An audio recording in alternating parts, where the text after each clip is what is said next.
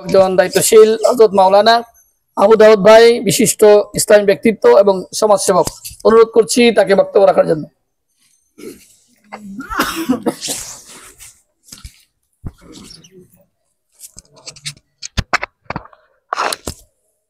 আউযু বিল্লাহি মিনাশ শাইতানির রাজিম।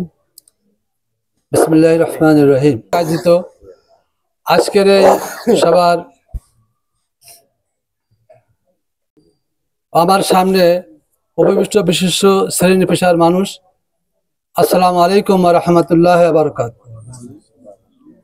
আল্লাহ মেহেরবানি করে সুস্থ অবস্থায় আমাদের এই সুন্দর পরিবেশে এসে বসার এবং কিছু শোনার তৌফিক দিয়েছেন। এই জন্য আল্লাহ পাকের দরবারে শুকরিয়া তান হিসাবে বলি আলহামদুলিল্লাহ। এই শীতের রাতে কষ্ট করে আপনারা আমাদের এই ডাকে সাড়া দিয়েছেন। আল্লাহ অবশ্যই আমাদের কিছু দায়িত্ব দিয়েছেন। আল্লাহ বলেছেন, আমা খালাকতুল জিন্নি ইল্লা আল্লাহর ইবাদত বন্দী করার জন্য।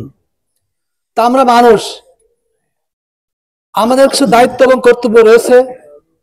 আমরা প্রত্যেকের জায়গা থেকে দায়িত্বশীল।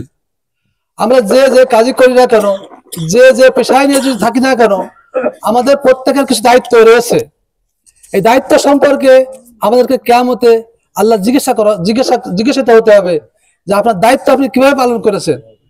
আপনি যদি একটা ফার্নিচারের তুমি নিজে জাহান্নামের আগুন থেকে বাঁচো, আর তোমার আহাল পরিবারকে বাঁচাও, আর তোমার অধীনস্থ যারা আছে তাদেরকে বাঁচাও, তাহলে আমাকে কি করতে হবে? আমরা তো মুসলমান দাবি করি, আমরা দুনিয়ার সব বুঝি, সব করি, কিন্তু আল্লাহ যে আমাকে কিছু দায়িত্ব দিয়েছেন, আল্লাহ যদি বললাম যে আল্লাহ সৃষ্টি করেছেন তাই, কিন্তু আমাদের কিছু দায়িত্ব অবশ্যই আছে।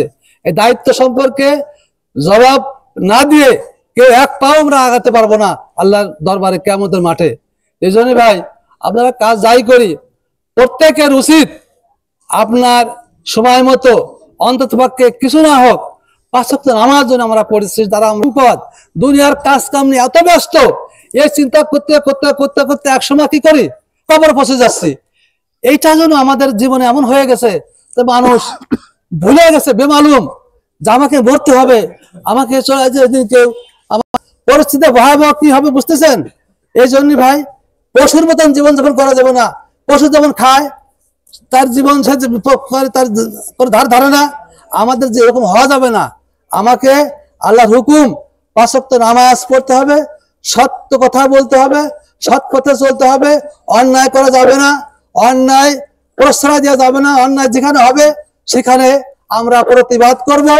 আমরা সকলেই, আমরা যারা আছি, আপনারা যত আপনাদের যে শ্রমজীবী মানুষ ভাইরা আছেন, আপনারা কাজকর্ম করেন, কখনো কোনো। আলাইকুম ওয়া রাহমাতুল্লাহ।